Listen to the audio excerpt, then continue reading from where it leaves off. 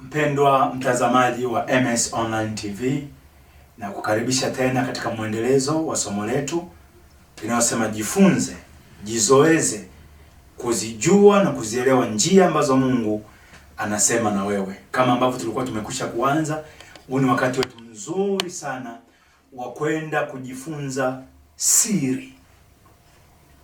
Ni wakati wetu mzuri wa kwenda kujifunza siri.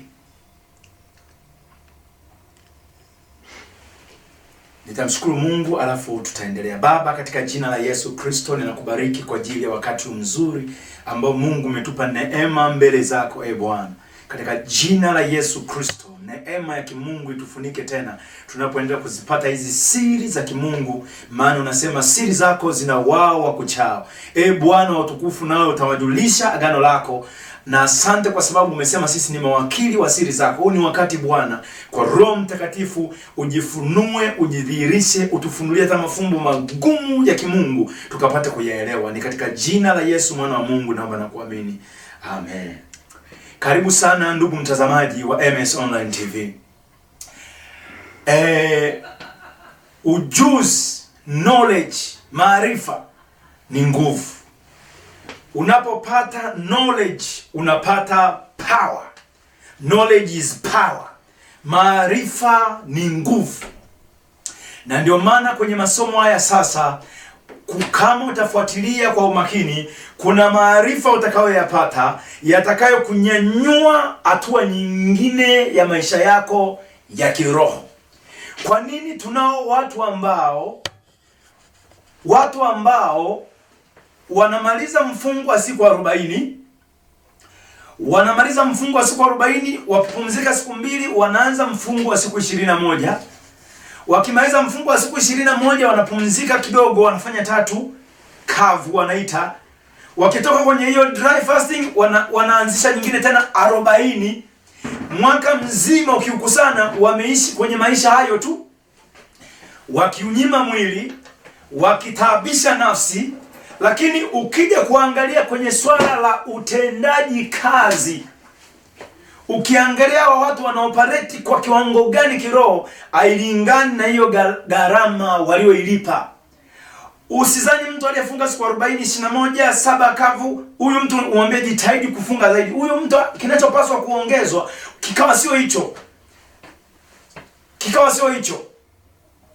Na huenda ukadhani kwamba wengine walisoma kwenye Biblia, labda huenda mifungo labda ndio ilisaidia. Kuna mambo ambayo hapo sasa ni siri za kiroho ambazo mtu akipata kama atayaishi maisha hayo akiwa na maarifa haya, huyu mtu anaweza kaenda mbali sana. Ndio maana nakukaribisha, hakikisha unafuatana nami hatua kwa hatua, ili basi utapokuwa ukifanya juhudi zako za kumtafuta Mungu na mambo mengine isiwe bure. Kuna kumtafuta Mungu afu kuna kuwa ni kumtafuta Mungu bure.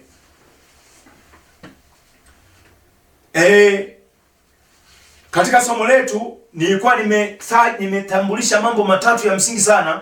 Nilikuwa nimezungumza swala la kwanza kuhusiana na habari ya anga la kiroho. Ninaomba sasa siku ya leo nitoe ufafanuzi wa hiki nilichokuwa nimekizungumza. Ipo hivi, mtu anapoona anapata wakati mgumu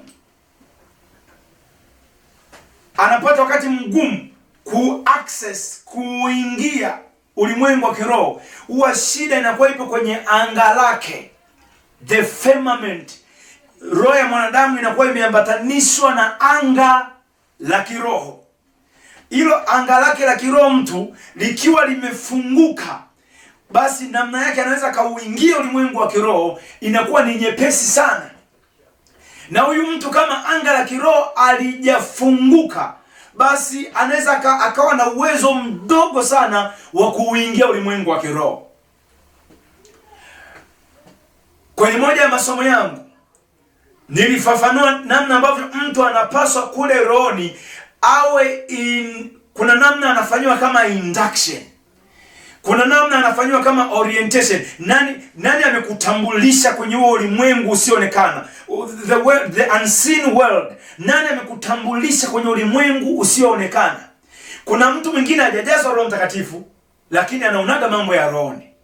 Kuna nguvu nyingine, nilisema mwanzoni, the spirit empowers spirits. Mika 3:8 anasema nimejawa nguvu kwa roho ya Bwana. Kwa hiyo roho yake imetiwa nguvu, ila imetiwa nguvu na roho yenye nguvu nyingine.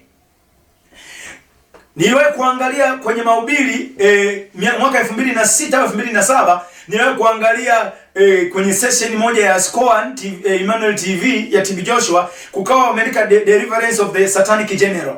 Huyu mtu ni mwanadamu, lakini anasema amewahi kukaa ni wakati mrefu sana akiwa amefunga, ni mnajim. Akawa amefikia sehemu roho yake imewezeshwa. Sasa hajawezeshwa na roho wa Mungu, amewezeshwa na roho nyingine yote yenye nguvu. Yaani roho ikiwa dhaifu inaweza ikawezeshwa au kutiwa nguvu na roho nyingine yenye nguvu. Nitakueleza haya mambo kwenye jambo la pili tu kutoka hapa ninapozungumza. Sasa aliwezaje? Katika miaka 32 alisema muda ambao umemkuta anakula, milo leo kula, unaweza kaihesabu kabisa. Inapatikana hata YouTube, kama utaandika Deliverance of the Satanic General by TB Joshua, utamwona huyo mtu. Na alienda pale kuzipima nguvu. Alikuwa anao uwezo kwa muda mmoja anakuwa yuko Nigeria, lakini kwa wakati huo yeye mwenyewe anafanya kazi tena yuko London. Kwa muda mmoja ana exist maeneo mawili tofauti. Hicho kiwango alichokifikia akikuwa bure.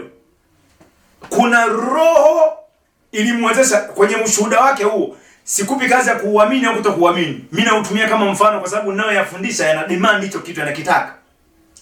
Anasema kwenye ushindani mmoja wa vyeo kwenye ufalme mwingine wa giza, anasema yeye aliweza kuwashinda, alimshinda, akataja kwenye ushindani alimshinda Mungu, the goddess of India, yani alimshinda kicheo kwenye ufalme ule mwingine. Kulikuwa ambao kwa duniani wanaheshimika kama miungu kwenye dini zingine, lakini kwenye ushindani wa cheo yeye aliweza kuwashinda wengine, aliwataja kwenye huo ushuhuda. Sasa amefikaje huko alipofika? Amewezaje mwanadamu akawa muda mmoja anaoperate, anafanya mambo yake Nigeria, lakini na UK bado yupo. Na pale alikuja kuzitesti nguvu. Sasa roho yake iliwezeshwa na roho nyingine. Yeye kama mwanadamu asingeweza kukaa, ukasikiliza tu utaona ni muda gani alikaa, kama ni kufunga, na akasema wengi wanajiita ni wanajim, lakini sio wanajim. Yeye sasa kama ni mnajim alikuwa yupo wa viwango vya juu. Nikiwa naendelea kufuatilia kile kipindi, kwa mara ya kwanza niliona nguvu za pale ni kama zilitetemeshwa kidogo. Lakini kumbuka Waebrania 12:28, tumeupokea ufalme usioweza kutetemeshwa, unshakable kingdom. Hakuna kitu kinaweza kautetemesha ufalme. Ila mtu kama hajaongeza viwango na nguvu zinafanya kazi ndani mwake ni ndogo, kuna mahali anaweza akatetemeshwa, yeye sio ufalme. Yule mtu akiwa amekaa pale kwenye siti, TB Joshua anajiandaa kuhubiri, akiwa amekaa pale, lakini alikuwa ana disconnect nyaya za umeme. Kwa hiyo kwa mara ya kwanza tunaangalia TV hivi, tukaona kanisa lote lile, the Synagogue Church of All Nations, tukaona umeme unazimika mle ndani. Unazima unawaka. Unazima unawaka. TB Joshua akamwambia kwamba God is, akawaambia washirika God is in control, endeleeni kuomba. Alikuwa anaendelea kusaka hivi nini kinaendelea hapa. Na anajua kuna vita inaendelea. Hawajai kuona timu yake ya engineer wanajaribu kwenda kushughulikia na majenereta makubwa, wakifanya wakimaliza kuseti ana disconnect, ila amekaa kwenye siti hiyo kwa sababu ipo kwenye mtandao. Ukaangalie ujifunze. Ulimwengu wa roho umejaa siri, mpaka kiasi chako cha kufahamu siri na maarifa mengi yanakupandisha mahali. Sasa baadaye sana, maana kila kitaka kuanza kuhudumu anatembea upande huu, kanisa ni kubwa ile stage, akienda huku baada ya muda kidogo umeme unazimwa tena. Akasema hii leo hii ni kali. Sasa ni mwishoni sana, maana alikuwa sasa alipokuwa anataka kwenda kuzima kule umeme kwa mujibu wa ushuhuda, kule akakutana na kama sio malaika alimtaja kama ni Bwana. Hii awamu ya pili sasa wakati walipokutana naye akazuiwa asiweze kuuzima na nguvu zake zikatwezwa. Kwa hiyo hayo yote aliyasimulia yeye kwamba mchezo wote ulikuwa unafanyika hapa ya umeme. Ni mimi nimekaa hapa lakini nilikuwa na disconnect umeme, kunikuja kuzitest nguvu. Baada ile deliverance session ya yule kule akiwa amekaa pale, lakini alikuwa anaona nyumbani kwake majoka yote aliyohifadhi aliona yanatoka kwa kasi yanaondoka. Sasa huyu mwanadamu amepata wapi nguvu hizi? Yaani amepata wapi nguvu za akikaa pale anaona na nyumbani, akikaa pale anaona anaona kwenye majenereta kule system za umeme, amepata wapi? Roho yake imewezeshwa na roho zingine zenye nguvu zaidi. Ameyaweza hayo mambo yote sio kwa njia ya Roho Mtakatifu, ila ameyaweza hayo mambo yote kwa kuwezeshwa na roho nyingine. Roho yote yenye nguvu. Roho yote yenye nguvu. Niliwahi kupewa ushuhuda huu na baba mzazi. Waliwahi kwenda wakiwa bado wao vijana, waliongozana kwenda kumwombea binti tu. Binti ana mapepo, amefungiwa kwenye chumba, lakini ana nguvu zisizo za kawaida. Nguvu amezitoa wapi? Amekuwa empowered na roho nyingine. Vijana wameambatana pale, vijana wa CGM wameambatana, vijana wengi wakimshika hivi, binti akitikisika hivi, wote wamemwagikia upande wa kule. Akitikisika hivi, sio sema huyu msichana ametoa wapi hizi nguvu? Amekuwa empowered na roho nyingine. Sasa huyu mtu anaweza ka access ulimwengu wa roho, huyu ndiye muelezea, lakini aliyemuintroduce, aliyemuorient, akamfanya aanze kuuona, aanze kuwa na njia ya kuingia ulimwengu wa roho, akuwa Roho Mtakatifu. Kwa sisi hapa tunajifunza ili kwamba tujue Roho Mtakatifu ana uwezo wa kukufanyia induction, ukaanza kuwa na access, ukaona namna ya kuanza kuingia ulimwengu wa roho. Ni ngumu sana kabla ya kuwa na Roho Mtakatifu. Maana ni lazima kuwe kuna nguvu nyingine. Mwanadamu kwa asili yake haiwezekani iwe imekufanya uwe una uwezo kuingia kule rohoni. Na utapoanza kuona mambo hayo, manake anga lako la kiroho liko wazi. Anga la kiroho likiwa wazi, basi mtu anakuwa na experiences, anakuwa na uzoefu wa matukio ya kiroho. Watu wengi nimezungumza hao, atakwambia mambo ya ratiba ya siku 40, siku 21, siku 40, wakienda mbali sana. Atakwambia kwamba nimeota kwenye ndoto. Ambayo ni njia nzuri, lakini ni njia ya kiwango cha chini sana ya kuoperate roho. Ya kiwango cha chini sana. Huwa anga la kiroho likifunguka, unaweza kupata taarifa hata kama unacheza mpira, upo busy kiwanjani. Anga la kiroho likiwa wazi, chochote kinachopaswa una access kwa wepesi sana. Anga la kiroho likiwa limefunguka, the spiritual firmament ya mtu, anga ya kiroho ikifunguka. Kuna watu macho ya kiroho yalifunguliwa na nguvu za kipepo. Mwingine anaona mambo yeye ambayo nyinyi hamyaoni. Sasa jamani, mbona mimi ninaona hivi, wengine hamjaona. Mkimwangalia hamuoni kama ameokoka, hamuoni kama ana Mungu, hamuoni kama amejazwa Roho Mtakatifu, lakini anaona kuna kitu kingine kilimpa ku access ulimwengu wa roho, anga lake la kiroho likafunguka. Ndio maana tunayapata haya maarifa. Miongoni mwa vitu vilinipa shauku sana, miaka karibia 10 na kitu sasa inaweza ikawa inafika, tuliwahi kuishi na msichana wa kazi nyumbani. Sasa huyu msichana kwa sababu ni mchawi, kama kutakuwa na watu hawaamini hao sio wa kiwango chao kujifunza masomo haya, kwa sababu ni mchawi, kuna muda anatembelewa na timu ya wako wa kwake. Unajua kuna wakati Mungu mpaka akaujivi ni nani ile kipofu kama mtumishi wangu. Maana sasa wachawi ni kama wanaelewa mambo huko. Yaani mchawi anatoka Singida na mtembelea binti yake Dodoma na wanapiga story, akigeuka tunakaa gorofani, akigeuka yupo zake tena anaamkia Singida. Alafu watu wa roho ndio hao hivi kabisa. Wao ukiwaletea hivi kidogo atasema usileta hayo mambo, utaisha kuchanganyikiwa. Wengine wanaita sio mizimu imefanyaje. Alafu eti wamezidiwa maarifa na watu wa ufalme mwingine. Huyu binti tukiwa naye wakati huo, siku moja usiku nimetoka kuoga kama saa 4 saa 5, yuko sitting room, kumbe anataka test. Anataka test, je, na mimi naona kama anavyoona? Sasa ametembelewa na swini bibi au mama kutoka huko kwao. Akaniuliza kaka yule nani? Alafu mimi kwa kaka sababu sioni, alipogundua sioni akabadilisha mwelekeo, akaniambia yule anaimba pale. Nikajibu huyo ni mwimbaji wa nyimbo, nikamtaja jina. Wakati ulikuwa na DVD ya Pastor Safari, alikuwa anaimba kwenye TV. Hata kama itamfikia ni kwa lengo tu zuri. Sasa ikawa imepita. Huko mbele kuna wakati katokea jambo ambalo tulikuja sasa tumejua ni nguvu za adui, tukambananisha mahali. Wakati tumembana sasa tayari nguvu zimebana kwamba huyu ni wa ufalme mwingine. Wakati huu sasa nikambana kumuuliza aniambie ni nini siku ile kilikuwa kimetokea. Hapo sasa kaniweka wazi kwamba bwana aliyekuwa amekuja hapa ni bibi. Nimesahau kama ni bibi au mama yake. Lakini akamtaja ambaye alikuwa amekuja na yeye anafanya naye conversation. Ila nilipotokea kwa ghafla, alitamani ajue na mimi namuona. Sasa unaweza kuona yeye amekaa pale, TV yetu anaona na makabati anao, lakini na access na kingine. Aliyekuja kwa namna ambayo amekamafele, ameficha umbile lake kwa damu na nyama. Lakini anamuona na aliposimama. Sasa alifanya kupima kwamba hivi hapa na yeye atakuwa amemuona au kwa akanuza yule nani. Alipogundua sijaona akachengesha akaonyesha kidole upande mwingine.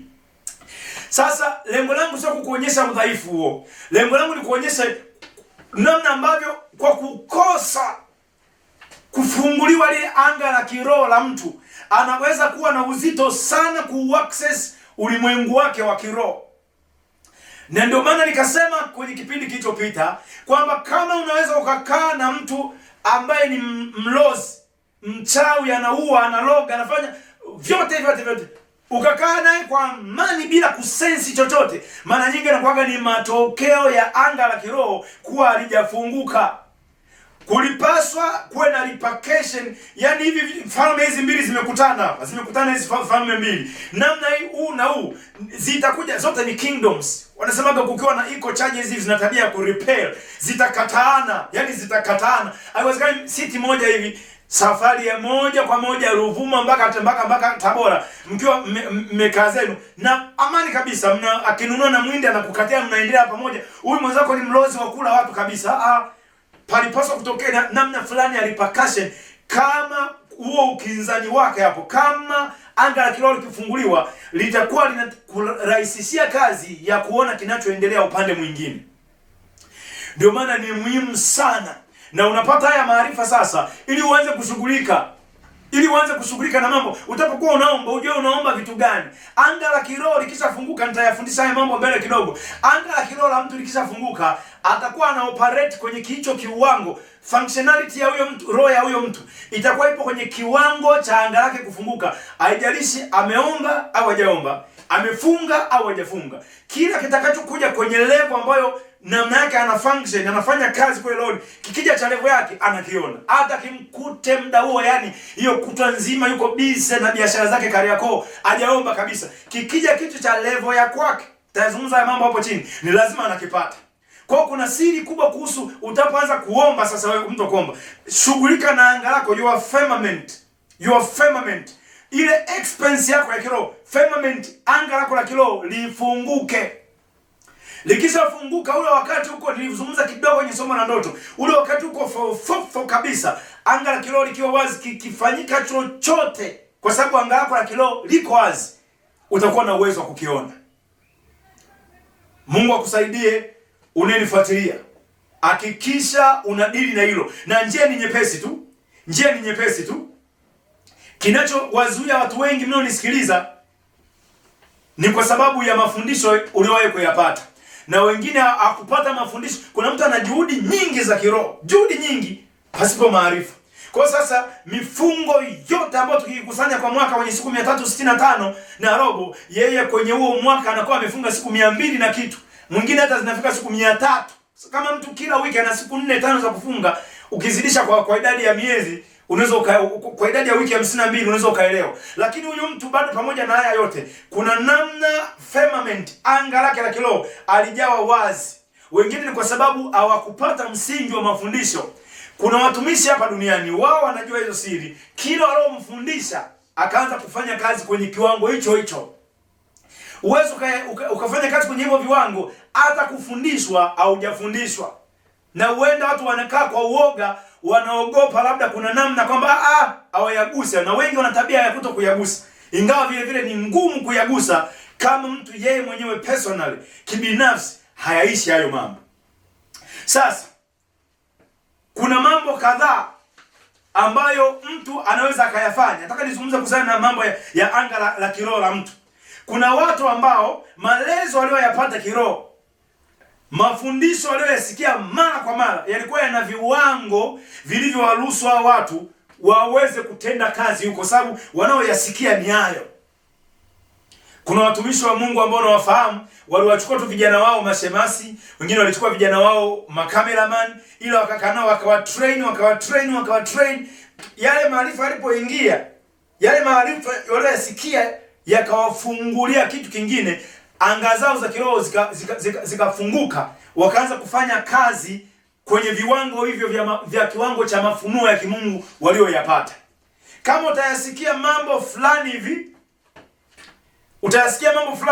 ya standard ya chini, naweza kusema hayagusi kule upande mwingine, itakuwa ni ngumu mpaka itokee tu neema nyingine. Lakini ukiyapata mafundisho, ni mlango wa kwanza wa kushughulikia na your spiritual firmament, anga lako la kiroho kufunguka.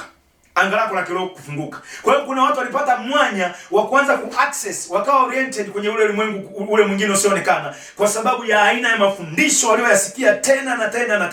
Sasa niambie, kama mchungaji anayekuhudumia au mwalimu au mtume au nabii, masomo yake mengi anachambua kwa kina mambo ya ulimwengu wa roho, wewe msikiaji mwenye unayasikia unapata neema, kwa sababu kutokea kwenye maarifa yenyewe ni nguvu. Inaweza kukuchoma mahali ulipo, ikakubadilishia mahali ulipo. Kama ulisimama kwenye kiwango fulani, ukahamishiwa daraja kwa sababu ya mambo unayoyasikia. Mambo unayoyasikia yanaweza kaingia ndani, yakajenga msingi fulani wa kiimani, alafu kwa sababu ya hayo maarifa, mambo yakaanza kuwa dhahiri kwenye maisha yako. Watu wengi mnanisikiliza sasa hivi, lakini watu wengi mambo mengi ya kiroho hayako dhahiri bado. Ni kwa sababu kuna spiritual firmament, anga ya kiroho haijafunguka. Wapo watu ambao, naomba niweke hii sawa, kuna watu ambao walipata tu kitu walifanywa spiritual impartation. Ni kama waliambukizwa. Ukisoma katika kitabu cha Hesabu 11:16 mpaka 17, utaona tukio fulani la uambukizo wa roho. Leo nitalifafanua ili kwa kina linafanyikaje, kwa sababu ni mambo hayazungumzwi, na walioyajua ni wachache. Wakifanya, muda mwingine unaweza kuonekana labda ni imani potofu. Sasa ni kitu cha kibibilia. Musa alipokuwa anafanya kazi ngumu peke yake, asingeweza kumchagua subordinate, achague tu msaidizi yoyote tu akae afanye, wenda wangemharibia kazi hata kumpindua. Ndio maana kama kuna watu unafanya nao kazi wako chini yako, hakikisha Mungu amekupa neema, watu wana sehemu ya roho yako, watafanya awepo, hawezi kupata idea hata kukupindua. Mambo kama ya kupinduliwa na vingine wanakuwa wanafanya, afu subordinates hawana sehemu ya roho yako. Sasa Mungu alifanya kitu kinaitwa impartation, spiritual impartation. Alikuwa anataka kuwaambukiza kile alichoweka ndani ya Musa kiwepo ndani ya watu wengine. Maana alikuwa akikaa kwenye kiti chake asubuhi, anafanya hukumu mpaka jioni. Familia zile ambazo karibia familia 623 kwa idadi ya watu wanazidi milioni 2 kithiolojia, Waisraeli wakiwa jangwani. Familia hizo zote wana mwamuzi mmoja Musa. Wakitoka familia hii, mke wangu amefanya hivi, hata suluhisha, wakiondoka hao inakuja nyingine. Familia 600 ni mgogoni kila siku ile mwamuzi.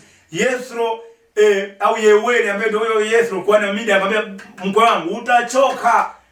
Sasa Mungu anachokifanya hapa, alihamisha sehemu ya roho ya Musa, ndio tunaita impartation. Ikaenda kwenye vichwa vya wale watu 70, wote wakaanza kufanya kazi ambazo Musa alipaswa azifanye. Hawakuanza tu kwa maagizo, kulifanyika impartation. Impartation ilikuwa inabeba kitu cha kiroho ambacho Musa anacho. Haikuhitajika watu wote muambie kwamba jamani huyu Musa ndiye. Kile kitu cha kiroho chenyewe kinakaa kinajitetea, kinajitambulisha. Wengi wanaofanya ushindani, wanashindana, kuna kitu cha kiroho hakipo. Nilisikitika sana kuona mchungaji fulani akisikia Dar es Salaam kuna semina Makaseki hiyo wiki, hata kama hakupanga, na anatangaza semina ya kwake. Lengo ni kuzuia watu wasiende. Sasa unahangaika nini kushindana? Kile kitu cha kiroho kilichobebwa chenyewe kinajidefend, chenyewe kinajitetea, kinajitangaza, ni kile chenyewe. Uhitaji kutumia nguvu zako na akili zako za kimwili. Uhitaji wala kwenye wito huu wa kimungu, hakikisha kusiwe na mahali unashindana. Wewe kuna kitu ulipewa kukifanya, utashughulika nacho hicho tu. Shughulika na hicho. Unapoenda kukifanya kwa uaminifu, kina matunda makubwa hicho. Hautapimwa kwenye vitu vingine, unapimwa kutoka kwenye vitu ulivyopewa. Sijisumbue na talanta za wengine. Kama una dinari 8 Yesu amekupa, amekuamini kwenye hizo, unaweza kumzalia matunda. Hizo dinari zako 8 akija atakupa ujira. Yeye anajua namna. Yesu alitoa mfano wa wale ambao walianza kazi asubuhi saa 2, wengine wakaja wengine saa 6 mchana, lakini kuna wengine waliajiriwa saa 11 jioni, karibia na muda wa kazi kuisha. Muda wa kulipwa wote akawapa dinari sawa. Aliyefanya kazi tangu asubuhi, kwa sababu yeye ndio muamuzi wa, he is the one who justifies. Yeye ni muamuzi wake, anajua. Kwa usishughulike sana na kushindana. Usishindane kwa neno lolote, wa Filipi 2:3. Shughulika na kile kipengele ulichopewa kukifanya na utauona mkono wa Mungu. Sasa kuhusu impartation, kinachokuwa kimefanyika, na naomba hapa sasa tuelewane vizuri. Watu wengi wamekuwa nafikiri nabii amekuwekea mkono ukaanza kutabiri, wanafikiri yeye ndo mgawaji mwenyewe. Akugaia angekuwa ni cha kwake, yaani angekuwa ni cha kwake yeye, anagawa kwa mtakaye. Maandiko yeye mengi vitu yatangue. Kinachofanyika kwenye swala la impartation, na ndio maana ni muhimu kwenye masuala ya impartation, mtu anakuja kama kuactivate, anakuja kukiuisha, kifanye kazi kitu ambacho tayari kimo ndani mwako. Na mara nyingi wapo ambao maanga yao ya kiroho yalifunguka mara baada ya kuwekewa mikono. Paulo anapomwambia kwamba Timotheo atunze ile karama aliyopata kwa kuwekewa mkono na wazee, haikuwa mikononi mwa wazee ikamuingia. Alikuwa nayo kwa sababu hawa wazee manake na wana function kwenye kiwango fulani cha mafuta ya kimungu, ni kama wameenda kuviactivate vifanye kazi. Ila ulipojazwa Roho wa Mungu ndani mwako na kuzaliwa upya, vilikuwemo. Wanakuja kama kuja kuviactivate. Na kosa neno zuri hapo la Kiswahili, lakini ni kuja kuvifanya sasa vifanye kazi. Ni kama vilikaa dormant, vinasubiri kuamshwa, vikaamshwa vianze kufanya kazi. Nilitengeneza kadi yangu, nilirenew kadi yangu ya benki Desemba, wakaniambia chukua, lakini haitafanya kazi kwa sasa mpaka tuiactivate kwa namna hii na inakuwa muda wao ukienda kuingiza hivi inakuwa rejected, inatolewa. Kwa hiyo wakisha iactivate, ukiingiza ikisoma ina-accept. Ni namna hiyo hiyo. Watu wengi wanazo hizo kadi za kiroho ndani mwao, lakini kila wakizitaka kuziapply hazifanyi kazi mpaka ziwe activated kuziruhusu zifanye kazi. Kwa hiyo kuna ambao kwa sababu ya kiwango cha maarifa walioyapokea wakaweza kufanya kazi moja kwa moja. Wengi wa mnaonisikiliza, wengi wenu amuoni karama za miujiza, sio kwamba azimo. Ziko mule ndani zilijaa. Kuna namna hazijawa activated kwa sababu kuna kiwango cha maarifa kimekosekana. Na wakati mwingine anayepaswa kukiactivate ni ambaye anaoperate, ana function kwenye hizo karama au hivyo vipawa. Yeye anaoperate very strong. Yaani kwenye hiyo anakuwa ana nguvu kubwa na ana experience nayo. Huyu mtu anakuwa kama anakuwa na ufunguo wa kuja kuactivate. Ndio kile unaona mtu aliwekewa mikono, akasimama hapo, akaanza kufanya mambo ambayo alikuwa afanyi mwanzoni. Aliyapokea kutoka kwa mwanadamu, yalikuwepo kwenye roho yake tayari. Mwaka 2007 nadhani nilikutana na mtumishi mmoja wa Mungu. Yeye anaoperate kwenye kiwango fulani, naye nakupa ili kukujenga tu. Yeye anaoperate kwenye kiwango fulani cha kiroho. Anaweza asiombe kama mlivyoomba ninyi. Kuna washirika wanaomba, wakiamua kufanya maombi wanafanya maombi masaa 36 bila kunyamaza. Yeye huenda asiwaige kufanya hivyo, lakini kuna namna roho yake kuna mahali ilifika. Kwa hiyo yeye anaweza akaja mahali hahitaji kuuliza. Mambo yenu ni kama anayasoma moja kwa moja. Kwa sababu kuna mahali amefika. Nitazungumza haya mambo kwenye lile jambo la pili kuhusiana na hierarchy, ranks, madaraja au vyeo kwenye ulimwengu wa kiroho. Sasa alituombea wengi pale. Lakini kuna mambo sikuwa nimewahi kuyaona. Nimetoka kwake, yale ambayo nilikuwa nayasikia, nishawahi kuyasikia na nikajifunza. Nikayaona mara moja tu, kesho yake kuanzia siku hiyo nikayaona. Sasa nikagundua siri kuhusiana na mambo ya impartation. Yeye hiyo ofisi hapo anafanya kazi hizo huduma muda wote. Unaona? Sasa baada tu ya kutuhudumia na kutuombea ni maalum kwa ajili ya huduma na utumishi. Nikashangaa nikijiandaa na huduma napata taarifa za naotaka kwenda kuwahudumia popote tu nilipo. lakini hicho kitu sikuwa nakiona, hajanipa huyu mwanadamu, kilikuwepo, lakini sikuwa na maarifa huenda ya kutosha kufanya kazi kwenye hicho kiwango. Kwa hiyo nimebaki na silaha ambayo haifanyi kazi. Huyu ambaye tayari ana operate kwenye hivyo, alivyoviombea wakatumike kwa viwango hivi, ni kama alienda kufanya, aliweka activation code, akavifungua vianze kufanya kazi. Nakumbuka nimesimama stand na huduma, nipo kwenye kituo cha mabasi cha Mwenge wakati huo, napata taarifa ya huko ninapoenda kufanya huduma, kwamba huko ninapoenda kufanya huduma ilikuja kama wazo, na nitazungumza tena kuhusiana na jinsi ya kujifunza na kujizoeza. Hivyo vitu vitatu, mwili, roho na nafsi, zote ni medium za communication za kimungu. Sasa kilichokuja kutokea, nikiwa nimesimama kwenye kituo tu cha daladala, nikapata inakuja kama wazo kwenye akili kwamba huku unapoenda kuna mgonjwa wa jicho la kushoto. Alafu hilo tukio likaambatana na kitu kwenye mwili wangu. Naomba nirejelee tena yale niliyozungumza juzi, kwamba huu mwili unaweza ukauzoeza. Mungu anaweza akazungumza, mwili huu wenyewe ni medium ya communication na Mungu. Yaani anaweza akazungumza kwenye ngozi yako, kwenye nywele. Tulimuona yule Elifazi anasema pale kwenye Ayubu 4:15 kwamba pepo ilipita mbele yangu, nywele za mwanangu zikasimama. Mwili, kila ulichonacho kwenye mwili wako, kila kilichopo kwenye nafsi yako, kila kilichopo kwenye roho yako, chochote ni medium. Anaposema kwa habari ya mwili wake huyu mtumishi wa Mungu Daudi, nafsi yangu mwimidi Bwana. Akasema na vyote vilivyomo ndani yangu vilihimidi jina lake takatifu. Vyote. Kama kuna ini ulilonalo ni medium of communication. Nimeshangaa kuona kwenye maombolezo Yeremia anaomboleza, ila anahusisha kiungo chake cha ini. Jambo la ajabu sana. Nikasema kumbe mpaka ini linaweza kuwa medium ya mawasiliano. Medium ya mawasiliano. Kwenye kitabu cha Maombolezo 2:11 akataja ini langu. Chochote kwenye mwili wako, vyote vilivyomo ndani mwangu vilihimidi jina lako takatifu. Chochote ulichonacho kwenye mwili, chochote ulichonacho kwenye nafsi yako, chochote ulichonacho kwenye roho yako ni medium ya communication. Kwa hiyo mimi nikiwa nimekaa pale, ujumbe ndio maana nasema jizoeze, zijue, alafu jizoeze. Unapoenda kujizoeza, zile njia zinakuwa strong, zinazidi kuwa strong kwenye maisha yako.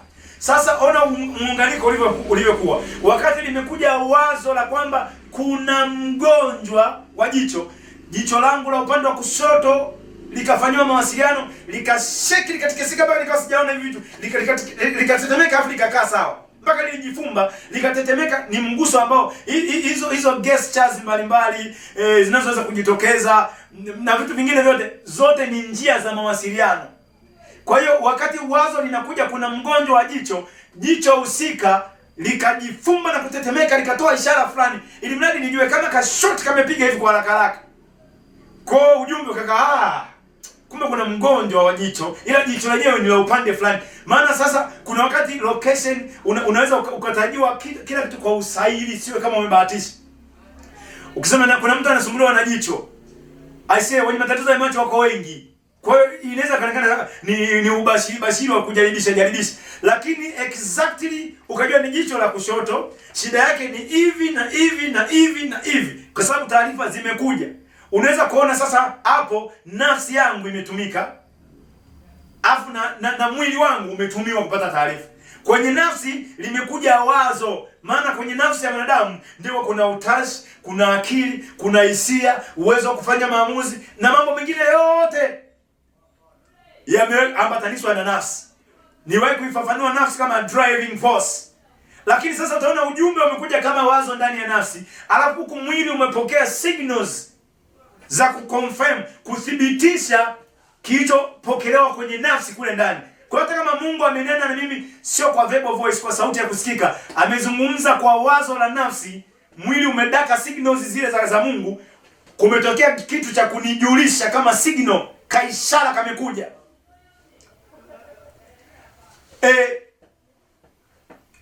Hilo jambo lilianza mara moja baada ya impartation. Impartation haikuja ili kunipa vipawa vya kiroho, maana havitoki kwa wanadamu, ila imekuja kuviactivate, kuvifanya vifanye kazi. Vipo tayari. Na kama mtu angekuwa na mfululizo wa kusikia mambo ya kiroho ya namna hii, vile vilivyomo vinaweza vikaanza, ukasimama tu baada ya kusikia somo hili ukaanza kuona tayari mambo yanafanya kazi, kwa sababu unahitajika upate maarifa. Basi sasa, kwa sababu kuna siri ya kwanza ni kujua. Ukishajua unajizoeza. Nikasema okay, kumbe kukiwa na aina fulani ya utulivu wa kutafakari, kuna ujumbe unaweza ukaja kwa kupitia roho yangu, kuna ujumbe unaweza ukafika kwa kupitia nafsi yangu, na kuna ujumbe unaweza ukafika kwa kupitia mwili. Sasa ona, siku moja nikiwa nimekaa naangalia kipindi cha Benny, mvua inanyesha, ila ni Alhamisi, huduma ni Jumapili, lakini ule muda wangu wa utulivu, kuna muda anga la kiroho kuna jambo linataka kutokea, kuna kautulivu kanaweza kakakujia. Nikiwa nimekaa pale naangalia kipindi cha Benny, mwili ndio ulianza kusense signals. Nilisikia maumivu ambayo, kuna maumivu ambayo ni ya kwako, ila kuna maumivu ambayo ni taarifa. Kwa hiyo nikasikia maumivu kwenye joints. Nikasikia maumivu kwenye joints. Ule utulivu niliokuwa nao pale, nafsi ikaweza kuchambua kwamba hapa kuna taarifa inakuja. Kwa hiyo unaanza sasa unaona, nilijua hilo. Ukishajua unajizoeza ili siwe mara moja. Watu wengi mnawe kutokana na matukio ya kiroho yakatokea mara moja. Yalipotokea mara moja hayakuendelea, maana amkujifunza siri za kujifunza, alafu baada ya kujifunza unajizoeza. Kujifunza kunahusisha ku accumulate knowledge. Alafu ukishakuwa una accumulate knowledge, ule ujuzi unazidi kupakua, unajaza ujuzi wa kiroho. Kinachofuata baada ya pale kwenye ujuzi kinakuwa ni kuji-exercise, kuitrain nafsi, kuitrain roho, kuitrain mwili. Kuna watu mliwahi kusikia sauti ikakupa taarifa ya kimungu, alafu hivyo tukujaga mara moja shwa ikaenda zake mazima.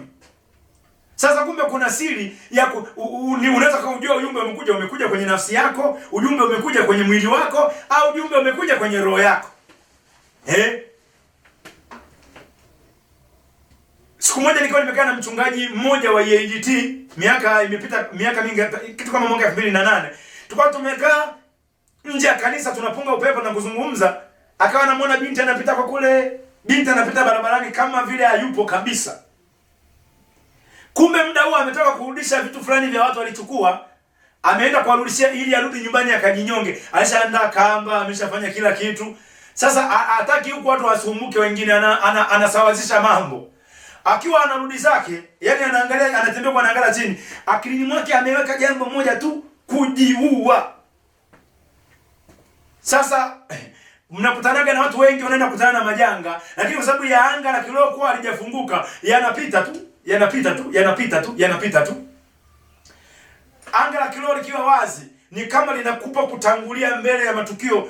You're getting ahead of them. Unakuwa umepiga hatua mbele ya matukio yote. Labda Mungu aamue kulificha jambo. Mungu anaweza kwa makusudi yake akaconceal, akaficha jambo. Wafalme wa Pili 4:27, wakati Elisha nabii mwenye upako maradufu anamtazama yule mama anakuja kwa mbio, akamwambia Gehazi, mwache. Ila pamoja na hivyo amefichwa jambo, ila roho yake Elisha imeshajifunza na imezoea, anaweza akakihisi unachokihisi. Akamwambia mwache, maana roho yake ina uchungu. Mama hajaripoti bado. Hapa akamwambia lakini Mungu amenificha. Yaani swala kujua na uchungu, hilo roho yangu imeshajifunza, nimejua. Lakini nini kimemtia uchungu? Hicho Mungu amenificha. Mpaka yule mama alipokuja ndio akamwambia, mtumishi wa Mungu, kwa nini kunidanganya mtumishi wako? Ulinitabiria mtoto, sawa, nimepata. Mtoto mwenyewe ameumwa kichwa shambani, amekufa. Kwa hiyo hilo jambo la kifo cha mtoto, Elisha kwenye anga lake la kiroho hiyo habari haikukatanisha. Lakini swala la yule mama na uchungu, hilo limekuja. Na nimekuambia kwamba Mungu anaweza akasema na wewe ujumbe ukaja kwenye roho yako, ukaja kwenye nafsi, au ukaja kwenye mwili. Ujumbe unakuja kwenye mwili, kama upo kwenye utulivu mzuri na hujauelewa, linakuja wazo la ufafanuzi wa hilo tukio la kimwili. Siku moja niwahi kuzungumza kwenye somo moja, nikiwa ninapiga kinanda, muda wa maombezi, napiga nyimbo za kuabudu taratibu. Nimeweka pale strings wanaojua, nyimbo muda wa huduma ya maombezi inaendelea. macho yangu yakawa yamemtazama mtu. Huo ni mwili. Sijui ilikuwaje nikamtazama mtu. Nikagundua amekaa ana shauku ya kuhudumiwa lakini hahudumiwi. Wanaohudumia wamewatafuta wanaoonekana kwa haraka, wanahitaji huduma ya kwanza ya kiroho. Kwa hiyo wako busy na wale wanaoonyesha kutaka kudemonstrate pepo wachafu, wako busy nao. Huyu mmoja namgundua ana shauku. Nipo baki kumwangalia, nilipomtazama. Sasa ona jinsi muunganiko wa kiroho. Ujumbe nimesema unaweza kaja kiroho kwenye roho yako, ukaja kwenye mwili kabisa, in your physical body. Utajumuisha physiological parts zote za mwili wako. Au unaweza kuja kwenye nafsi yako. Ujumbe unaokuja kwenye nafsi na unaokuja kwenye roho inaweza kuwa ni verbal voice na ukaisikia. Ingawa kwenye nafsi mara nyingi sasa litakuja kama wazo. Na ikija kama sauti bado utazana umelipokea kama wazo, maana unaweza hata usi-identify sauti umeisikia ni besi, ni nyembamba, ni unaweza ila ukaona kama umeambiwa tayari. Sasa nikiwa napiga kinanda na muangalia yule mama, yule alikuwa ni dada. Muda namtazama, mimi sina shida yoyote, lakini nikashangaa ghafla nasikia uchungu ndani yangu. Nasikia uchungu. Sasa ndio maana maarifa ya kiroho ni muhimu ya wepo. Nimemtazama. Nilipomtazama ikahamisha hali yake anayoisikia yeye ili nijue ikahamia kwangu. Nikajua kuna jambo linahitajika kufanya na sioni mwingine akiwa kama ataenda kumhudumia. Lakini Mungu alikuwa anajua na Mungu anafanya kazi na watu. Warumi 8:28. Katika mambo yote tunajua kwamba Mungu anafanya kazi na wale wampendao. Mungu anafanya kazi na watu. Angeweza yeye mwenye Mungu amguse amponye. Lakini ametaka amtumie mtu mwingine kama medium ya kupitisha. Nguvu tayari ziko ndani yangu. Anataka azitumie hii Mungu, azitumie hizi ambazo ziko tayari kufanya kazi. Nikamshtua jirani mwingine nikamwambia naomba upige kidogo kinanda. Nikamfuata nikamwambia unajisikiaje? Nilipomuuliza unajisikiaje? Akasema najisikia uchungu. Yaani kile nilicho kichwa ameshiwa kwangu ni exactly kilichokaa kimemkaa mpaka kinaleta maumivu lakini ni uchungu. Basi kwa hiyo kazi ni ndogo. Nilikuwa namuombea kwangu niliposikia imeisha. Nikamwambia unajisikiaje? Anajisikia safi. Yaani kimetoka kwangu, kimetoka kwake kimekuja kwangu, nimekisikia na muda anakiombea kilisha kwangu, kikiwa kinaisha na kwake. Hapo ujumbe umekuja, umehusisha nafsi yangu, umehusisha roho yangu, umehusisha na mwili. Ndio maana somo letu limetufundisha kuhusu siri ya kujifunza na kujizoeza. Unajifunza kwa roho, unajifunza kwa nafsi, unajifunza kwa mwili, na kwenye kuzoeza, unauzoeza mwili, unaizoeza nafsi, unaizoeza na roho. Kama hujazoeza roho yako kusikia, siku ukisikia unaweza kadondoka ukazilai. Au hujajizoeza ikitoka umesikia unaweza kukimbia chumbani. Samueli wa kwanza 3, Samueli hakuwa na uzoefu, akujizoeza. Kwa kukosa uzoefu, sauti inamuita, anamkimbilia Eli kule, umeniita? Sijakuita, okay. Samueli anakimbia kule, umeniita? Huyu mtu hajajifunza na hajajizoeza. Lakini bila shaka unajua kuhusiana na Samueli nabii. Huko mbele akawa roho yake na mwili na nafsi vimejizoeza. Kwa hiyo huko mbele akaja kuwa the great prophet. Hakuwa tena huyu wa kukimbia akisikia sauti ya Mungu. Sasa yule mchungaji wakati tumekaa pale, akamwita binti, akampa ishara ya kumuita. Sasa binti akawa anataka asifike kwa sababu muda huo ndo yani alikuwa na dakika kama 5 akamaliza kutekeleza adhima yake ya kujinyonga. Huyu mchungaji amemwita kwa kumwangalia muone yule anayotembea, ngoja nimwite nimkaribisha asikose aje kanisani maana sio mshirika. Akiwa amekuja pale tukamwekea na kiti. Akamuuliza maswali machache, wakati anaongea naye mchungaji akaniambia baadaye kwamba alisikia sauti imemwambia anataka kujiua. Kwa hiyo muda anaenda kuongea naye anamuuliza akamuunganishia unataka kujiua. Binti yule machozi akaanza kutoka. Maana hiyo siri ni ya kwake mwenyewe. Sasa huyu mchungaji amewezaje kulipata hilo jambo? Ni kwamba kuna namna roho, mwili, nafsi vimefundishwa alafu vikajizoeza. Ndio maana hata aliposikia sauti akushangaa kufanyaje, akaiunganisha kwenye mazungumzo yake. Akamwambia unataka kujiua. Na kumbe binti ndo baada ya kilio kingi akatoa maelezo, jamani nimeshaweka kamba hivi, nimerudisha vitu vya watu ili niende chumbani sasa nikajinyonge. Unakutana na watu wangapi ambao wanaenda kupatwa na mabaya ya ajali, mabaya ya vifo, mabaya ya magonjwa, mabaya ya kuvunjiwa, ya kuibiwa. Lakini anga la kiroho kwa sababu tu alijafunguka, basi mambo yanapita. Anga la kiroho unaweza ukasababisha mwenyewe kwa kutaka lifunguke. Nimesema kuna watu ambao wanaoperate kwa sababu tu walisikia sana mafundisho ya namna hii. Kuna watu walifanywa impartation, baada ya impartation wakaona tayari mambo yanatendeka. Na wengi katika nyinyi mnaonisikia sasa hivi, wengi wenu mnapaswa mkitoka hapa mwanze sasa kuwa na shauku. Paulo mtume anasema kwenye Wakorintho wa kwanza 12:31, anawataka watu takeni sana karama za kiroho. Haya mambo ninayazungumza, anza kutaka sana wewe mwenyewe. Zitake zilizo kuu. Zitake sana. Anza sasa kutamani maisha ya rohoni. Tamani kuona katika roho. Tamani kusikia katika roho. Tamani kuhisi. Maana mwili, nafsi na roho, kuna sehemu mwili utahisi. Tamani kuhisi katika roho. Sehemu kubwa ya maombi yako yawe yametawaliwa na kutamani vipawa vya kiroho na sio mahitaji ya kimwili, kwa sababu hayo utayapata.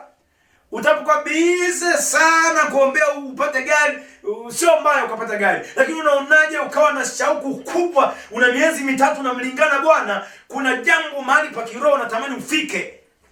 Kwa nini nasikiza video moja YouTube ya nabii mmoja India anaitwa Prophet Sandal Selvaraj, akawa anafafanua niliwezaje macho yangu ya kiroho yalifungukaje. Akaonyesha alivyoweka bidii yeye ya kuomba mpaka akafunguka, na macho yalifunguka siku akiwa anahudumia seminar. Akaona ghafla anaona msalaba wa Kristo. Machozi yakamtoka. Kwa mara ya kwanza akaangalia hivi, akaona chariot. Anaona gari lenye farasi na ufahamu wa kiroho ni mzuri uko mbele. Akawa akiona hivi, anajua kutofautisha huyu ni malaika, huyu ni kerubi, huyu ni nani. Hayo ndio mambo ya kiroho yanavyoenda. Sasa ni itategemea unafanya kazi, una function kwenye level ipi. Yaani unavyomwona mtu kama Ezekiel kwenye Biblia, Ezekiel alikuwa akimwona angel, malaika, anajua huyu ni malaika. Akikutana na kerubi, anajua huyu ni kerubi. Maana huyu ni tofauti, nitazungumza hapo mbele kidogo. Anasema kwenye sura ya 10, nilipomwona nikamkumbuka kwamba huyu ni kerubi yule niliyemwona kwenye mto Kebari. Yaani anaufahamu akiona bila kuuliza wewe ni nani? Huyu nani wewe bwana wangu? Bila kuuliza, akimwona anajua ni nani huyo. Na hicho ni kiwango kizuri. Hicho ni kiwango kizuri. Kwa hiyo unaweka shauku, unaanza kutamani.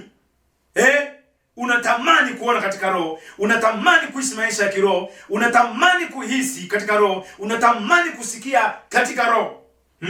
Na miongoni mwa mambo yanarahisisha sana kama ukupata zile njia zingine za kufunguliwa anga kwa njia ile automatic tu, ulijazwa roho, ukaona kuna vitu tayari na hujapata neema ya impartation, basi miongoni mwa njia nyepesi sana na nzuri ni wewe mwenye binafsi kutumia muda mwingi mbele za Mungu. Isaya 51:2. Majira ya kuwa peke yako mbele za Mungu, tena yawe ya muda wa kutosha, ni muda mzuri sana wa kuifanya roho yako iwe na uwezo wa kuaccess anga lako la kiroho kwa wepesi zaidi.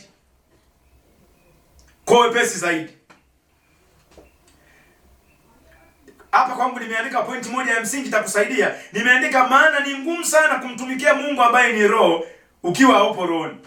Au ukawa mgeni wa hivi vitu tunavyozungumza. Itakuwa ni ngumu sana. Utaweza lakini unaweza kuja kwetu ni mwanadini tu mmoja. Haita kukosesha mbinguni, lakini kiwango cha maisha ambayo Mungu alikusudia uyaishi kama mtu wa kiroho, unakuwa ukuyaishi hata 2%.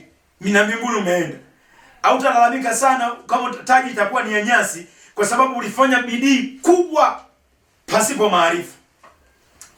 Pia kuhusiana na mambo ya anga la kiroho, unaweza ukajifunza kwa watumishi ambao wanaoperate katika limwengu za kiroho. Lengo la kujifunza kwao inakusaidia kutengenezwa, inakuequip kwa maarifa muhimu, na wako ambao walifuata mambo ya kiroho bila maarifa wakapotea. Kwa hiyo unawafuata ili usiongozwe na vitu vingine kule rohoni. Maana nilizungumza ni nani anakuwa amekuorient, amekufanya uutio ulimwengu kwa mara ya kwanza, amekutambulisha kule rohoni. Ni jambo la msingi sana. Ila ukijazwa Roho Mtakatifu, Kama baada ya kujazwa Roho Mtakatifu yatafuata maarifa haya, basi utakuwa oriented, utakuwa induced. Kuna namna utafanywa kama induction, unatambulishwa rohoni. Baada ya hapo mambo yawe mageni. Hivi ninavyozungumza na wewe, nikiona kitu cha kiroho chochote, nikiona kitu chochote cha kiroho, hapa nilipokuwa siwezi kushtuka, kwa sababu nikiaona sianze kushtuka, na yatazama kwanza vizuri. Alafu ulimwengu wa kiroho kwa namna ambavyo upo, mambo yakifanyika, kama wewe mwenyewe umefikia hicho kiwango, hakuna kitu kinaharibika. Hakuna kitu kinaharibika. Sasa ninaomba nizungumze mambo kadhaa hapa kuhusiana na spiritual hierarchies, kuhusiana na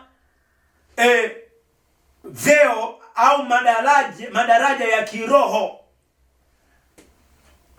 kwa namna ambavyo utaanza kufanya bidii kushughulikia anga lako la kiroho. Ile bidii na namna unakuwa unaweza kumiliki mazingira yako ya kiroho yanakupa rank. Kunakuwa na cheo unacho cha kiroho. Sio muhimu sana, it is not necessary kwamba sisi huku mwilini tukione, lakini wewe mwenyewe unaoperate kwenye hicho kiwango, wewe mwenyewe utakuwa unajua. Kuna namna utaweka kwenye kiwango ambacho, nilikuwa nasoma Ezekiel sura ya 1. Nilishangaa sana. Kwenye Ezekiel sura ya 1, Ezekiel hakuwa peke yake. Ezekiel hakuwa peke yake. Lakini aliyeyaona yale aliyeyaona alikuwa ni Ezekiel peke yake. Walikuwa wengi, lakini aliyeona alikuwa peke yake. Soma vizuri Ezekiel sura ya 1. Mkono wa Bwana ukawa juu yake, yeye ndo akaona, wenzake wengine hawakuona. Danieli alikuwa na wenzake kwenye ule mto. Baada ya tetemeko, baada ya kila kitu, anasema ni yeye ndo alimuona malaika. Wengine walikuwepo pale hawakuona, kwa sababu Danieli alikuwa tayari kwa oriented kule rohoni. Yanayoendelea, kiwango chake cha kiroho kilikuwa kinamruhusu ayaone. Kilikuwa kinamruhusu ayaone. Sasa utaona Danieli ameona mambo fulani ya kiroho, anasema akaugua siku kadha wa kadha kwa sababu ya maono yale. Watu kadhaa walioingia kwenye spiritual realms wakapata shida za kimwili, manake roho zao ziliweza, lakini kama wali access ulimwengu wakiwa na miili yao hii, miili ikawa inaishiwa nguvu, sababu miili haikufundishwa, miili haikuzoezwa. Ezekiel ana interact na spiritual beings za ajabu. Ezekiel ndo aliona, nilitaja juzi, sikuingia kwa kina, leo nitawafafanua. Mungu aliumba hizi roho azifanani uwezo wake. Hizi roho zilitofautiana kiasi cha utukufu, zilitofautiana kiasi cha uweza na nguvu. Kama ambavyo Roho Mtakatifu ndo mwenye nguvu zote kuliko roho zingine. Sasa Mungu aliumba madaraja. Ndio hizo nazitaja kama ranks. Na katika hizo ranks zote, hakuna rank inafikia kimo cha cheo cha Kristo. Yesu Kristo kimo chake akilinganisha, nimewahi kusikia wa dhehebu fulani wanamfananisha Yesu na Mikaeli. Yesu usimlinganishe na Mikaeli. Mikaeli aliumbwa kwa neno la Yesu. Yaani kwa Yesu kutaka kwake huyo Mikaeli akawepo. Usimweke creator, muumbaji, ukamweka kwenye kundi la creatures, viumbe. Kumweka Yesu kwenye daraja la malaika hivi ni kukosa sana. Kwa sababu vitu vyote viliumbwa kwa njia ya Yesu. Ni viliumbwa kwa yeye na kwa njia yeye, kwa ajili yake. Pasipo huyu Yesu hakuna kitu kiliumbwa. Kwa hiyo Yesu haweki kwenye kundi la viumbe. Kimo chake kiko juu sana. Pamoja na yote, kulikuwa na spiritual beings. Mungu aliumba viumbe vya kiroho, lakini walitofautiana ranks. Unapomsoma kama Shetani sio malaika. Kwa wale wanadhani ni malaika, niweke sawa, Shetani hajawahi kuwa malaika. Lakini Shetani aliumbwa akiwa kwenye cheo, rank ya kuwa kerubi. Alikuwa ni kerubi. Neno linasema kwenye Ezekiel 28:14, wewe ulikuwa kerubi afunikaye. Kerubi afunikaye. A cherubim that covereth. Ulikuwa ni kerubi. Aliumbwa kwenye daraja la kerubi. Kerubi ni daraja kama la pili kwenye zile hierarchy za kiroho za viumbe vya mbinguni. Kulikuwa na maserafi, ilikuwa ni rank ya juu sana. Nilitoa ufafanuzi kwenye lile somo langu jingine kwamba kilichofanya maserafi wasio wametajwa sehemu nyingi kwenye Biblia. Biblia yote vitabu 66 hivi, labda usome dokumenti nyingine ambazo hata mimi nazisoma, huko utawakuta wametajwa. Lakini Biblia nzima unakutana na neno maserafi kwenye Isaya 6:2 na mstari wake wa 4. Yaani jina serafi ametajwa hizo sehemu mbili, hajatajwa pengine popote kwenye Biblia. Nini kimefanya hivyo? Siku natoa ule ufafanuzi, nilitoa sababu kwamba hawa viumbe Mungu muda alivyowaumba, roho zao aliziumba zenye uwezo wa juu sana, ila hawahusiani na mambo ya planet Earth. Yaani wao walipoumbwa hawana jambo la duniani linalowahusu. Wao wapo kwa majukumu yao mengine kwenye kiti cha enzi. Hawana uhusiano. Kwa hiyo hamna muda Mungu anamwambia serafi nenda duniani kamwambie mtumishi wangu. Level yao, kiwango chao, walichoumbiwa na roho zao zimeumbwa kwa uwezo mwingine. Hahusiani na wanadamu. Chini yake hapo kuna makerubi wanaokizunguka kiti cha enzi. Angalau makerubi kwenye biblical history kuna matukio kadha wa kadha wametajwa, washaonekana. Hata ile njia ya Edeni inayounganisha ulimwengu wa mwili na wa roho, bustani ya Edeni, aliyeweka pale kulinda alikuwa ni kerubi, amekaa na upanga analinda. Angalau wao wametajwa huko kwa sababu wana majukumu mengine ya duniani wanaweza wakayafanya. Utamsoma Ezekiel, visa vya Ezekiel, mambo mengi wale ndani ni kerubi kwa sababu wana vitu vyao fulani vikitokea wanaweza kasurvey duniani kidogo. Sura ya 10 utaona namna yaona wale makerubi, akaona na viumbe wengine wametajwa tu kama magurudumu yaliyotajwa pale hakuwa anataja magari, ni aina ya viumbe. Ndio maana akasema wenyewe wana macho, ndio wamejaa macho na kila kitu. Akasema wale makerubi walikuwa kipaa na magurudumu nayo yanapaa. Yanaweza kwenda upande tu wote. Vile ni viumbe. Kiebrania wanaitwa Ophanim, niliwataja kwa jina, lakini ni miongoni mwa viumbe vya kimbingu. Na nilitaja kwenye zile hierarchy, ukiwamaliza wote ndio unaenda kwenye daraja la malaika baadaye sana, ambako malaika na wenyewe niliwawekea madaraja yao. Sasa kwa nini malaika wasiwe wote sawa? Kwenye malaika unakutana na archangels, unakutana na guardian angels, unakutana na watchers of heaven, malaika wa ulinzi, unakutana na armies of angels. Kwa nini kumekuwa na hizo ranks? Hao wote hawalingani. Kuna mpaka princes of cities, lakini ni malaika. Yaani they are being wameumbwa kama malaika. Lakini hata hao wenyewe hawalingani na hawafanani. Na hizo ranki zina maana sana. Mara kadhaa unakuja kukuta malaika Mikaeli, nimesoma documents zingine za Waebrania. Unaona mara kadhaa malaika Mikaeli akikutana na shetani amchukuli poa. Kwa sababu kuna ranki waliumbwa zinatofautiana. Akipewa kwa agizo la Mungu, kuna namna unaona anamshughulikia. Lakini pamoja na hayo yote, kuna ranki wanatofautiana. Huyu mmoja ameumbwa kama Malaki, ameumbwa kama a messenger, kama malaika. Huyu mwingine ameumbwa kama kerubi. Wana ranki hazifanani. Soma kwenye kitabu cha Zakaria sura 3. Utaona tu zile encounter na shetani nyingi zinahusisha kumwambia Bwana na kukemea. Bwana na kukemea. Hata kwenye Yuda kule 1:9, Bwana na kukemea. Kuna masuala ya ranki za kiroho. Sasa kama ambavyo hivi viumbe vya kiroho vinakuwa vina ranki, wanadamu kulingana na namna ambavyo roho zao zimewezeshwa, kulingana na namna ambavyo wanaoperate, yani namna ya functionality ya roho zao kwenye anga zao za kiroho, zinaweza zikawafanya wakawa wana daraja fulani la kiroho ambao wengine hawana. Na leo naomba nikuweke sawa jambo moja.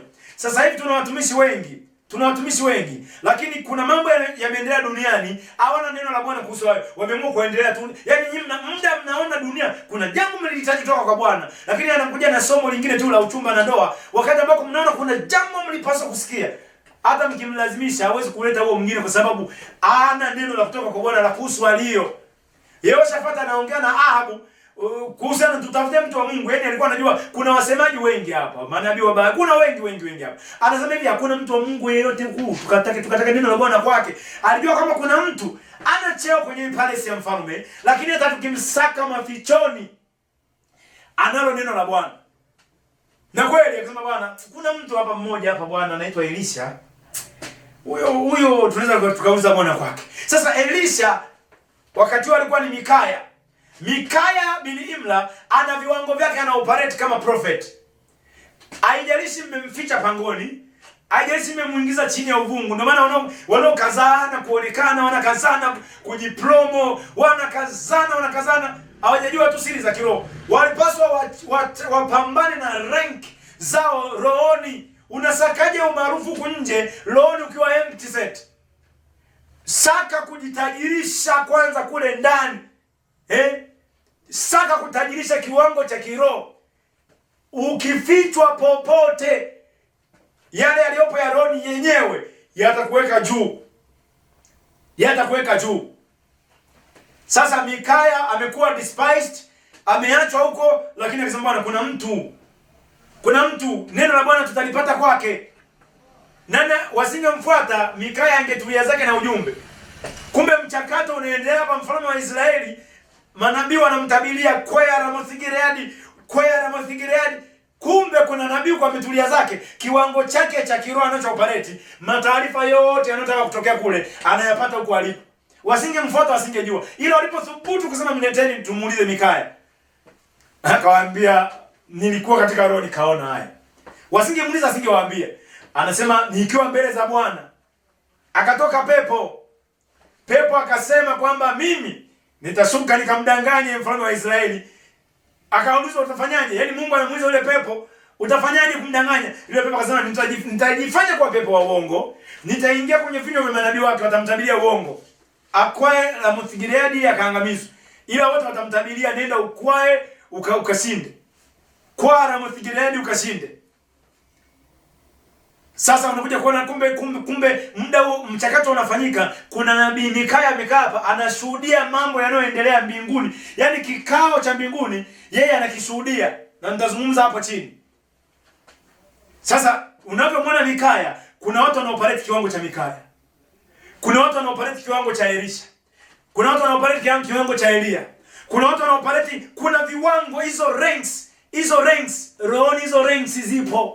Ni swala la mtu upate maarifa, upambane wewe mwenyewe. Unavyozidi kuendelea kuongeza viwango vya kiroho, uweza wako wa kuweza kujifunza na kujizoeza zinakubadilishia rank. Sasa naomba nikuonyeshe kitu kifuatacho. Mbinguni Mungu ameseti mabaraza, councils. Napenda andiko moja hapa nalisoma mara moja, Zakaria 3:7. Anasema hivi, Bwana wa majeshi asema hivi, kama ukienda katika njia zangu na kama ukishika maagizo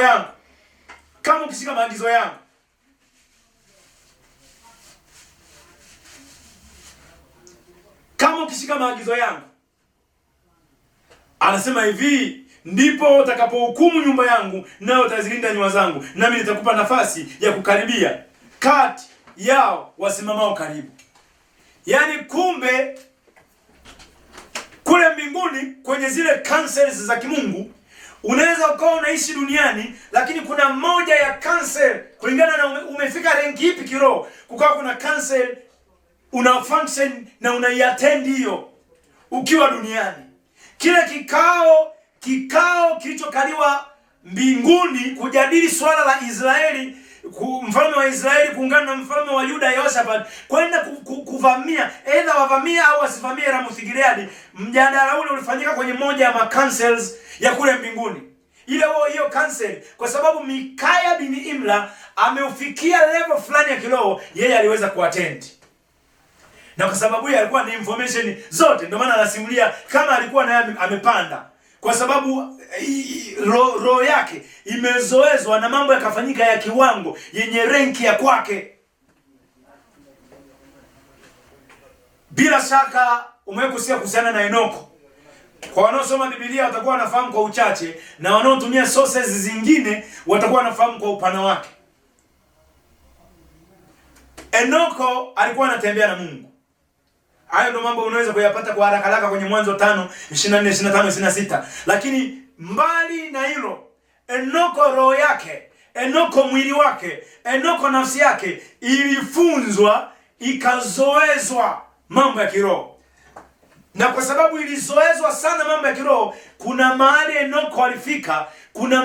Enoko alifika ambako sio wanadamu wote wana operate, wana function kwenye hiyo kiwango, kwenye hicho kiwango. Enoko tunayemjua, Biblia inasema alitembea na Mungu. Enoko alikuwa na uwezo wa kuingia ulimwengu wa roho, akachanganyika na heavenly beings. Alikuwa anaweza kaingia ulimwengu wa roho, akapiga story na malaika. Kwa mnaosoma vitabu mbalimbali, hata kitabu kingine unaweza kuchukua kwenye njia ya simu tu, Play Store, ukiandika The Book of Enoch utakipata hapo. Alikuwa na uwezo. Kwa hiyo utasoma habari za Enoch. Enoko unaona anakaa anapiga story na malaika Urieli. Ndio viwango vyake. Yaani kuna namna roho, mwili na zake vimefunzwa, vikazoezwa, spirit was trained kwa kiwango cha kwamba anaweza akafanya conversation, akafanya majadiliano na malaika kwa kawaida tu. Miongoni mwa watu waliona mambo mengi ya dunia mpaka ya mwisho wa dunia ni mtu unayemsoma kwenye Biblia, mtu Enoko. Haya mambo tunayasoma kwenye science. Yeye mambo mengi malaika walikuwa wanampa data kwamba hiki kipo hivi, kipo hivi, kipo hivi.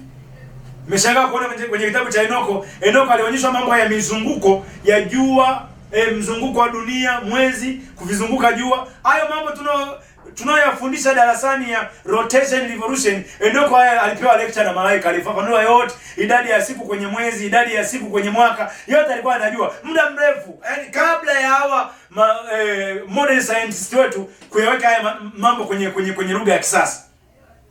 Sasa lengo langu ni kuonyeshe kwamba rank husika inaweza kafanya upata information zilizokuja mpaka kwenye kiwango cha baraza la hiyo rank. Enoko alikuwa na operate kwenye kiwango ambacho kilikuwa kinaruhusu apate taarifa za dunia ya kwake wakati ule na ya wakati ujao. Ilikuwa inaruhusu aone mambo ya kwenye ulimwengu wa roho. Alikuwa kwenye hicho kiwango. Alikuwa kwenye hicho kiwango. Sasa mliomsoma mtakumbuka yeye Enoko ndiye aliyeonyeshwa habari za Great Deluge, ile flood, gharika ya Nuhu. Ilikuwa ni miaka mingi baadaye, lakini yeye aliiona. Aliwezaje kuiona? Aliiona kwa sababu ilikuja kwenye premises, yaani ndani ya uzio wa kwake yeye mwenyewe, eneo lake alikuwa na nguvu na akawa ametawala anga lake la kiroho. Kwa hiyo taarifa zote zinazopita ambazo ziko ndani alikuwa lazima azione. Na akapata taarifa kwamba una mjukuu wako. Huyu mjukuu wako atakapokufa ndipo gharika itakapokuja. Utakumbuka ule uzao wa Yaredi akamzaa Enoko, vikaenda yule anaitwa Methusela. Neno hilo jina Methusela maana in the end of his life great deluge will come. Hilo neno la jina Kiebrania Methusela maana yake mwishoni mwa maisha yake kuna gharika itakuja. Alimpa hilo jina baada ya kutazama na akaona kwamba kinakuja. Kwa nini aliyaona? Aliyaona kwa sababu rank yake iliruhusu. Taarifa hizo wena enzi za Enoko kulikuwa na wengine wanaomlingana Mungu, kulikuwa na wengine wanaolitia jina la Bwana. Hawakupata kwa sababu hawakuwa wamefika kwenye rank, hawakufikia hicho kimo cha kiroho cha kunasa na hayo. Walipokea mengine ya viwango vyao. Mnamsoma kwenye Biblia Ibrahim. Ibrahim ni nabii. Ile ni nabii wa karibu ya kwake. Hata kama utaona maunabii, utaona mamiujiza mengi vyovyote, lakini Biblia imemtaja kama nabii. Sasa yeye Ibrahim alikuwa na kiwango chake, anatenda kazi. Ibrahim alikuwa na kiwango chake kule rohoni. Kama kulikuwa na taarifa itamhusu yeye, itahusu uzao wake, itahusu dunia, itahusu mataifa, taarifa ilikuwa ikishuka ikikukuta upo kwenye hiyo level unaipata. Haijalishi umefichwa wapi. Kama Mikaya, Ibrahimu alikuwa hana time ya kuuliza, lakini ujumbe ulimfikia kwa sababu level yake ilikuwa ni ya kupewa huo ujumbe. Ndio maana unaona wakati Bwana ameambatana na malaika wale malaika wawili wameshapewa agizo la kwenda kuangamiza Sodoma na Gomora with a brimstone of fire. Wamekusudia kwenda kuangamiza, kuharibu kabisa, kuharibu miji ya Sodoma na Gomora. Ukaona Bwana anajiuliza, hivi rafiki yangu Ibrahim? Ninamfichaje? Sababu ilifanya apewe sio tu ule urafiki na Mungu, lakini alikuwa amefikisha renki ya kiroho ya kupewa taarifa kama hizo. Kwa hiyo ikaonekana kuna mtu hapa duniani mwenye renki ya kupewa. Yaani hayo yalipojadiliwa kwenye hiyo council, yalipojadiliwa mbinguni, hilo baraza lilojadili, huyu mtu anaishi duniani lakini level yake ni ya kuliattend. Alifikishiwa ujumbe. Alifikishiwa ujumbe. Ni kama tu wewe umekosa kikao ofisini, lakini kwa sababu wewe ni mjumbe halali wa hicho kikao, utapewa minutes za kikao. Hata dondoo tu basi chache utapewa hints kwamba kikao kilizungumza haya na haya, tumeamua haya na haya. Upo nyumbani, uko safari, ukatumiwa kwa sababu ni mjumbe halali. Unaweza kufika kwenye ranki fulani, kuna kwenye hayo baraza ya mbinguni, unakuwa ni mjumbe halali kwenye moja ya council. Ibrahimu akapewa taarifa, bwana kilichojadiliwa huko ni swala la kushughulika. Hayo mabaraza yapo. Soma vizuri Yeremia sura ya 23. Mungu anasema hawa manabii sikuwatuma ile wakafanya mbio kwenda. Yeremia 23 soma 18 22. Humo mote utakutana na kuhusiana na neno baraza. Mungu anasema laiti hao watu wangekaa kwenye baraza yangu. Laiti hao watu wangekaa kwenye baraza yangu. Wangekaa kwenye baraza yangu, ningewasikizisha sauti yangu. Ningewasikizisha sauti yangu. Jesus. Yeremia 23:18 na mstari wa 22 pia. Na maeneo mengine kwenye Biblia. Kuna namna unafanya, unasimama ukiwa umeweza kumiliki anga yako ya kiroho vizuri. Kuna mahali unakuwa umesimama mbele za Bwana. Umesimama mbele za Bwana. Unaona anajitambulisha Elisha Mtishbi mbele ya mfalme, anamwambia mimi ni nabii nisimamae mbele za Bwana. Kuna council ambayo yupo amesimama kwenye hiyo council. Inamhusu malaika yule aliyemtokea Mariamu, muda aliyemtokea hata Zakaria. Zakaria muda anaona ugumu kuamini yale aliyoambiwa kwamba utapata mtoto. Akamwambia mimi nilikuletea ujumbe ni malaika nisimamae mbele za Bwana. Usizani napata tu taarifa kutoka wapi. Kuna mtu anasimama mbele za Bwana. Kuna councils tofauti, mabaraza. Baraza lipo attend inategemeana na umefikia cheo kipi kiroho. Zile nilizokupa zile hierarchy, vyeo vile, makerubi, maserafi, makerubi, ofani, malaika, kwenye malaika wakuu, malaika wa vita, malaika sio, level zote hizo zinaashiria ranks za kiroho. Na kwenye spiritual beings, viumbe vya kiroho vilivyoumbwa kuwa viumbe vya kiroho, kuna malaika waasi kule chini, lakini kuna pepo wabaya. Pepo wabaya renki yao kiroho iko chini sana. Renki ya pepo wabaya iko chini sana. Kwa kawaida, mwanadamu kama mwanadamu, renki ya mwanadamu kule rohoni inazidi mapepo wachafu. Kwa hiyo mwanadamu hata ambaye bado hajaokoka, yupo tu mwanadamu, renki ya roho yake inazidi roho hizi za kipepo, inazizidi. Mpaka kuwe na njia tu, yani hawa watafanya tricks na njia nyingine za kwa hila, kwa ujanja wa mwingie mwanadamu. Kwa sababu kwa kawaida ile order yenyewe, roho ya mwanadamu iko juu kuliko roho za kipepo. Kwenye somo langu nashinda kwenda mbali sana, lakini nimetoa ufafanuzi pepo wachafu walitoka wapi.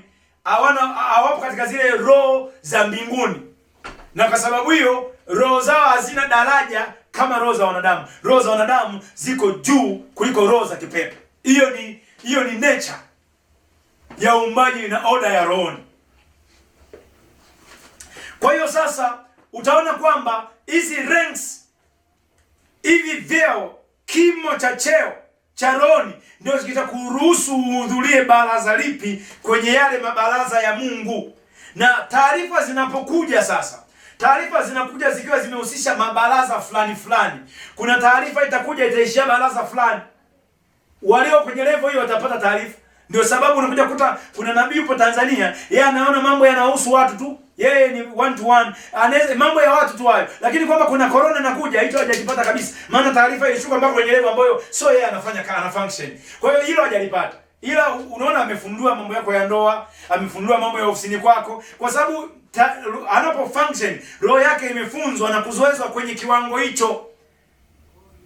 Unapoona mchungaji kwa sababu ni kwa mema nataja tu majina. Unapoona mchungaji kama yule mchungaji wa kule Bulawayo, Pastor Aya Ndrov akiwa zake kwenye maombi Bulawayo Zimbabwe, anaona mambo yanamhusu Joe Biden wa Marekani.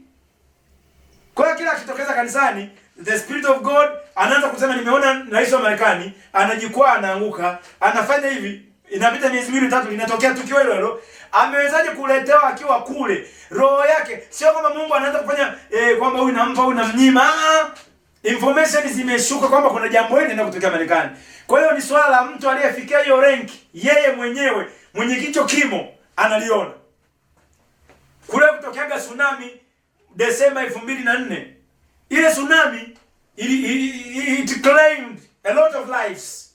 Maisha ya wengi yalibebwa na tsunami. Sasa utasema manabii mlikuwa wapi? Msitoe hata onyo. Sio kwamba watu wote hawakuona. Ile ambao hawakuona, taarifa ile haikushuka mpaka kwa mtu yeyote tu wa kiroho. Unajua kuna mataarifa mengine yako too common. They are so common kule rohoni kiasi kwamba kila mwana maombi tu hivi na yeye ameona kwa ndoto. Lakini kuna nyingine imekuja imeangalia rank, upo kwenye kimo kipi cha cheo, iliishia hapo. Mwingine wewe ni mfungaji mzuri wa 40 kavu, hajaona chochote kwa sababu haijaja kwenye level yake. Sio swala la kufunga siku 40, ni swala la unaoperate kwenye rank ipi rohoni. Kwa hiyo kuna mchungaji mwingine alikuwa ameenda kutembelea huko Indonesia, Malaysia. Mungu usiku asikwenda akamwambia panda ndege ondoka. Ameenda kufanya huduma lakini anambia panda ndege ondoka. Ndege imekwisha kuondoka, huko ndo linatokea tsunami. Ambao miaka hiyo huenda mkoa mnafuatilia sana au mliona kwa wakati huo, huenda unawakuta bado hamkuweza kungamua hayo matukio ya kidunia. Tsunami ni earthquake ya magnitude kubwa, lakini hiyo tetemeko la ardhi linatokea kwenye bahari. Sasa ni kama bahari inatikiswa hivi, maji yanatoka hapa yalikimbia kwa spidi ya kilomita 3500 kwa saa. Hatuna gari, hatuna ndege inaenda kwa spidi hiyo. Ndege unaona imekimbia sana, tunaambia hapa tu kwenye spidi 500 km/h. 500 km/h. Tunatembea kilomita 500 kwa saa. Na unaona ndege ni imetumia muda mwingi sana. Yale maji spidi yake kurudi kwenye nchi huku ilikuwa ni kilomita 3500 kwa saa. Unaweza kaelewa namna gani bahari iliumbishwa kwa ghafla na hilo tetemeko. Sasa maelfu ya watu walikuwa kwenye pwani, kwenye mabichi, walikuja kubebwa tu huku kama walivyo, wakahamishwa majini. Unasema manabii walikuwa wapi kuonyeshwa? Sio kwamba Mungu alificha hilo jambo. Taarifa ilikuja, ila ilitegemeana iliishia wapi. Ndio maana ni muhimu unanifuatilia na unatamani kuwa na maisha ya kiroho. Wewe pambana siku zote kupandisha viwango. Toka nguvu hata nguvu. Toka nguvu hata nguvu. Zaburi 84:7. Toka nguvu hata nguvu. Hilo ndio iwe biashara yako. Ndio kipaumbele chako. Toka nguvu hata nguvu. Roho yako unapoona kuna jambo limekuja, unaanza kujifunza hilo jambo, unajizoeza. Ili isiwe wale ambao wengi kusikia sauti mara moja ya Mungu ikamwambia mara moja usipande hilo basi. Hapa kasikia basi ile limepata ajali. Kama jamani mimi nisikia sauti kabisa. Sasa unatusimulia kitu cha 2007 mpaka leo hii umesikia tena. Haikuwa na maana Mungu alikuwa anataka kusema na hilo na wewe jambo hilo moja. Hicho kitu unaweza ukajifunza, ukajizoeza, kikawa ni kitu cha kuendelea. Ni swala la kujifunza. Unayemsoma mtu kama Elia. Mtu kama Elia alikuwa roho yake, mwili na nafsi, vyote vitatu vilijifunza. Baada ya kujifunza, vilijifunza, akajizoeza. Hata shetani akitumia moja ya njia ambazo Mungu anasemaga na wewe, kwa sababu umejifunza na baada ya kujifunza ukajizoeza, utamnasa kwamba hii sio wewe. Niliwaambia kwenye session ya kwanza ya somo, ilikuwa Mungu ukija, nilikuwa nausikia kwa njia ya joto kali sana. Sasa hilo joto alinipi kusweat. Hilo joto alinipi kusuffocate. Nikaanza kutaabika, nikasumbuka nalo. Lile joto lilikuwa ni joto kali sana. Ila likija nasikia starehe ya kimungu sio kwa ya kawaida. Kiasi kwamba nikajizoeza sasa, nikasema okay, kumbe nikipata utulivu wa kuzama kilindini sana, nikazama ule uwepo wao unakuja. Mwanzo ni muda najizoeza kwa unadondokea mgongoni kama moto. Nasikia ule moto unasambaa, unanifunika, ni moto ambao unaanza kufikiri utaungua, lakini cha ukweli kwamba hauungui. Maana hata Musa aliona kichaka, the burning bush, kinawaka moto lakini hakiteketei. Moto tu unawaka lakini unaona madani yake, kichaka kimebaki kama kilivyo. Kwa hiyo sio lazima moto wa kiroho uhusishe kuniunguza.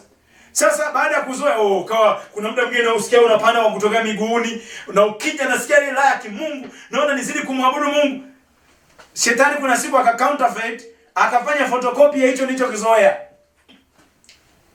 Si ajabu. Wakorintho wa 2:11-14-15 anasema kwamba shetani hujigeuza kwa malaika wa nuru. Kwa hiyo sio ajabu hata watumishi wake nayo wakafanya kitu cha namna hiyo. Sasa shetani alifanya kama copy.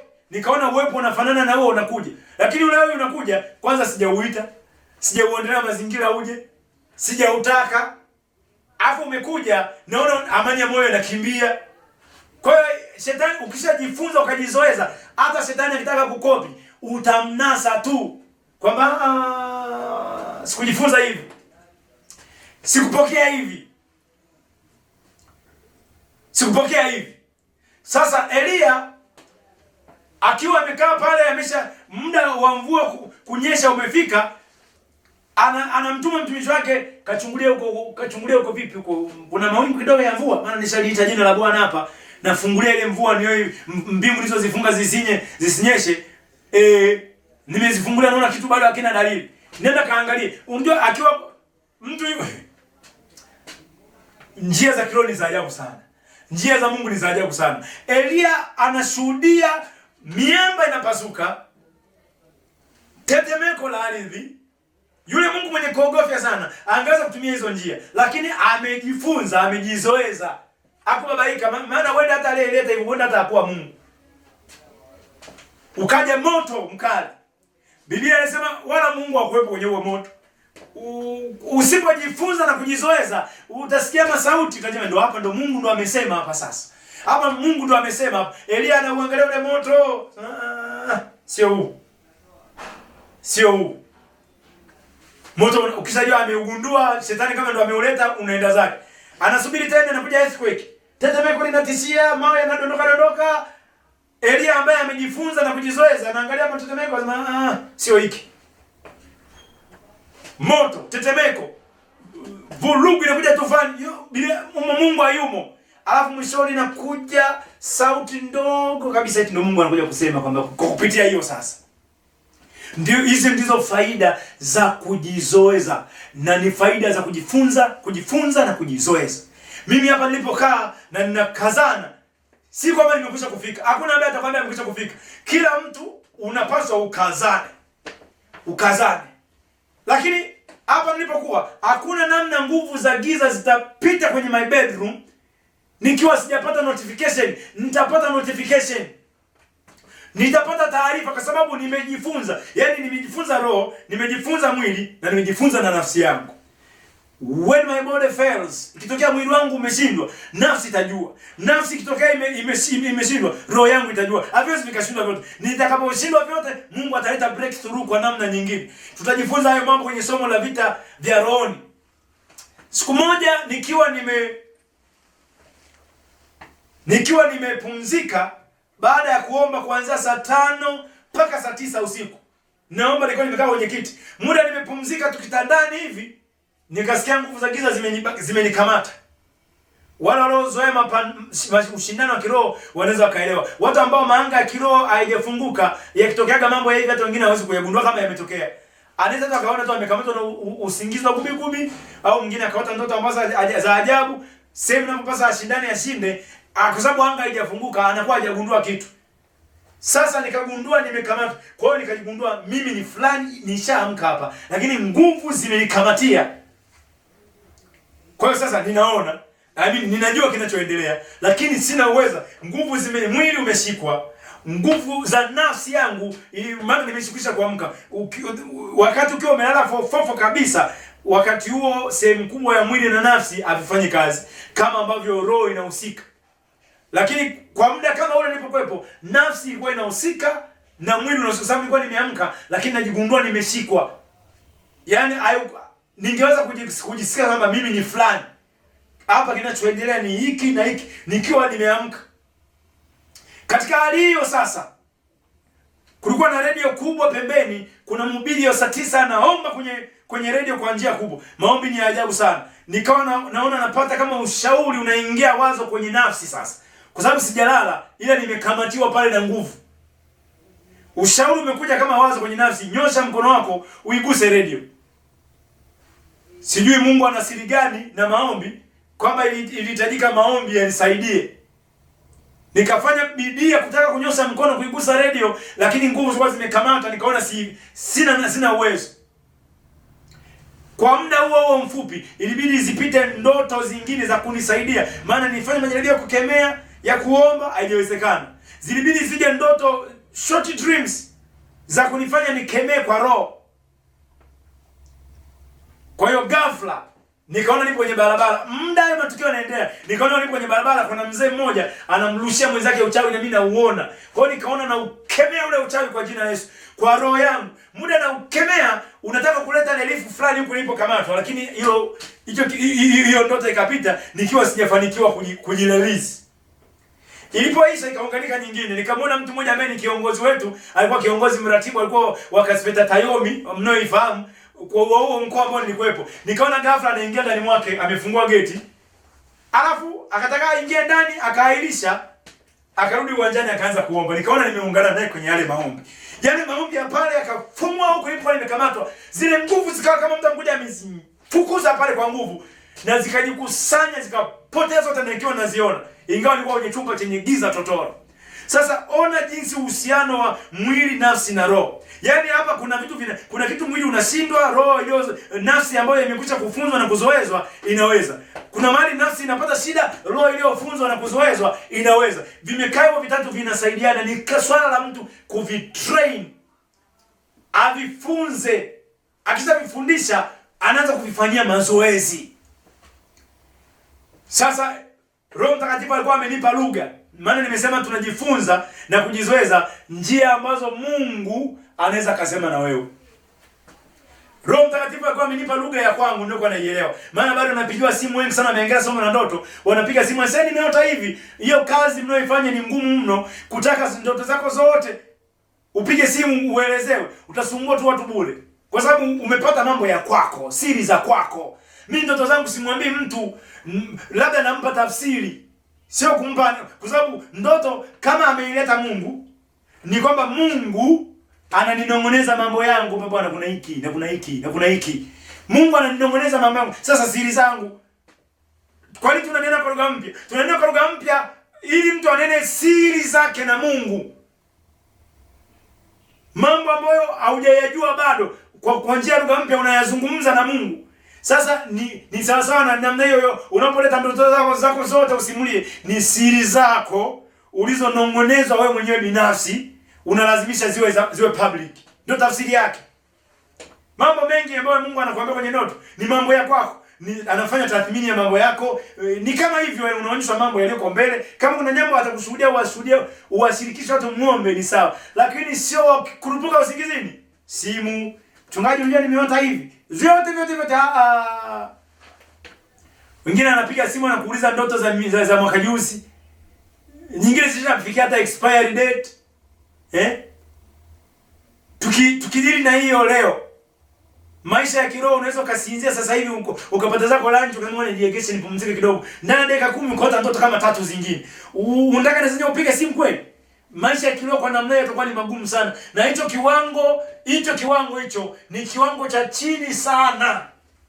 Kwenye hizi rank nazungumzia kiwango ambacho bado ni cha kupiga simu kutaja ndoto zako tu. Hicho bado ni kiwango cha chini. Unapaswa utoke hapa. Maana hizo ni hiyo medium ya communication ni ya kawaida ambayo Mungu anaitumia kukurahisishia kazi. Kama ndoto Mungu amesema na wewe, ni Mungu anakunong'oneza mambo yako. Kama ni ndoto imetokana na nafsi yako iliyojengwa, ni kwamba roho yako imefanya survey ya mambo yaliyoko mbele, imeona, yakaja kama reflection kwenye nafsi.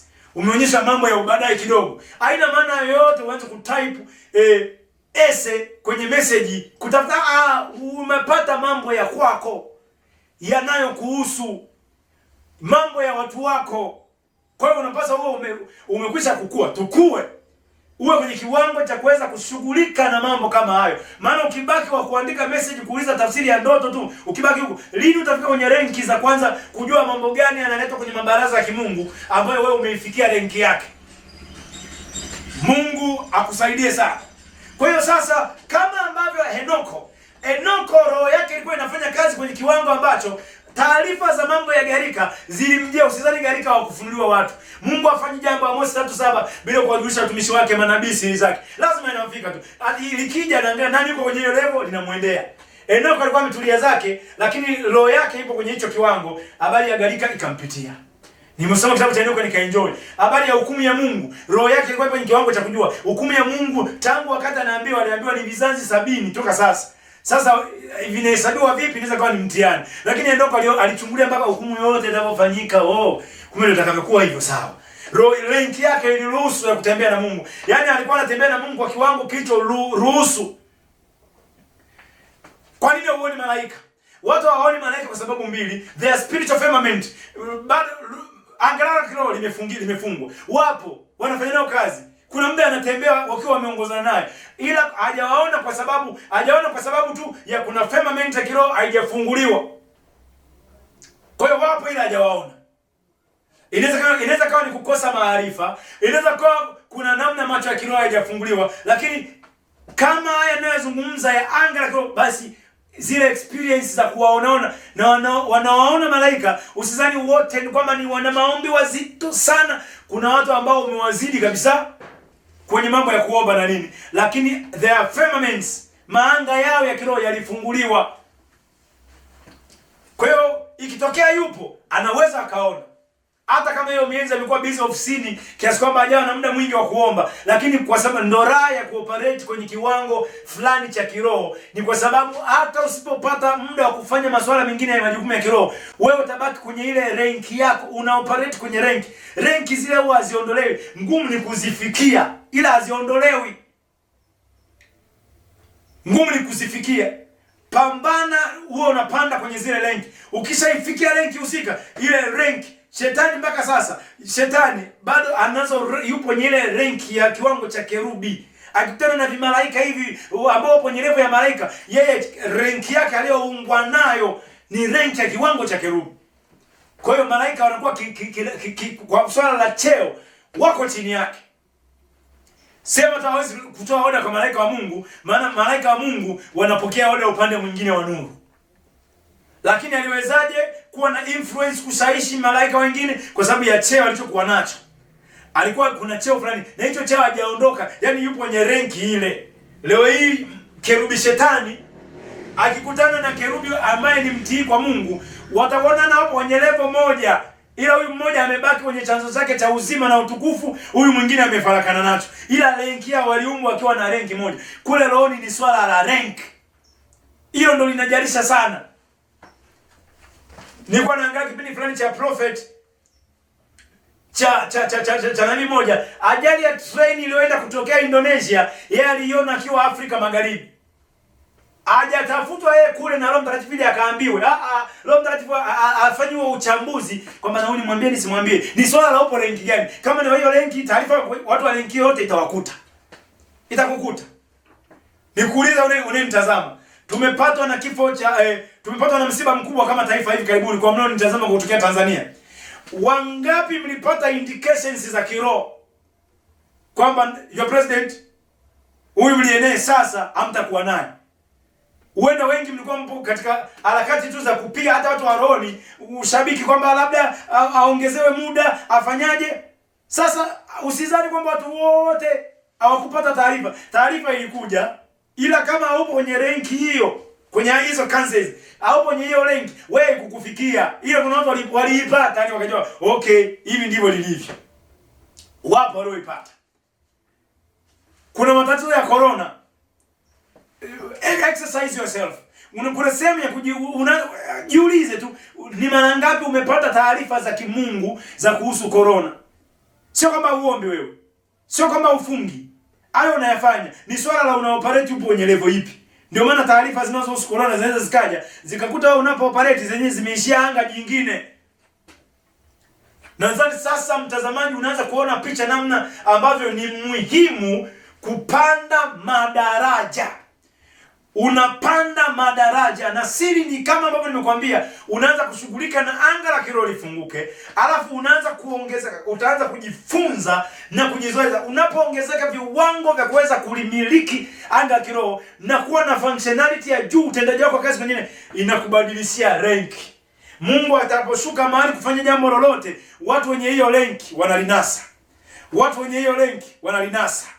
Kuna jambo linaenda kutokea mbele kwenye uso wa dunia, watu wanafikia level fulani wataanza. Muda wengine bado mmekaa mnafundisha mambo ambayo sio ya wakati huo. Kuna watu wanalinasa jambo husika, wataleta masomo ya ambayo kwamba jamani, tunapoelekea kuna hiki, kwa sababu taarifa imemfuata kwenye kile kiwango chake. Anza kukazana. Hii ni shauku yangu, hii ni kiu yangu, kuona kwamba ndugu yangu mtazamaji, unaanza kubadilisha kiwango chako cha kiroho, unaanza kupanda kwenye kiwango kingine.